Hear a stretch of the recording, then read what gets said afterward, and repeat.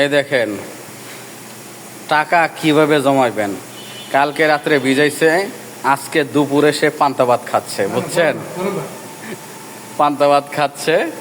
এর জন্যই ঢাকা শহর যদি থাকেন, কষ্ট পরিশ্রম করেন, তাহলে এইভাবে চলবেন। এইভাবে চললেই টাকা জমাইতে পারবেন, বুঝছেন? এই দেখেন কাঁচামরিচ, এই যে কাঁচামরিচ দিয়া, পেঁয়াজ দিয়া, ঠিক আছে?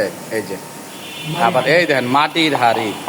এটা অনেকেই কে কত বছর পরে দেখলেন, সব কারণ 90 দশকে সবাই এটা দিয়ে খাওয়া দাওয়া করছে, আমরাও খাইছি। এখন আবার কত বছর পরে কে কে দেখছেন কমেন্ট করে জানাবেন।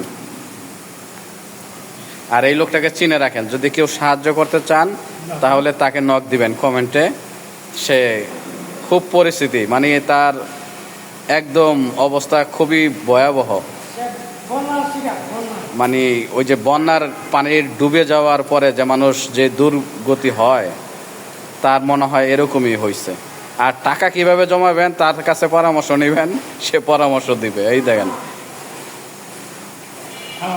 খাওয়াও শেষ, বুঝছেন? পেঁয়াজ আর কাঁচামরিচ থাকলে অবশ্য আরো খাইতে পারতো, কিন্তু এগুলো প্রায় শেষ। সবাই ভালো থাকবেন, শুভকামনা রইল, দোয়া করবেন আমাদের জন্য। আসসালামু আলাইকুম রহমতুল্লাহ।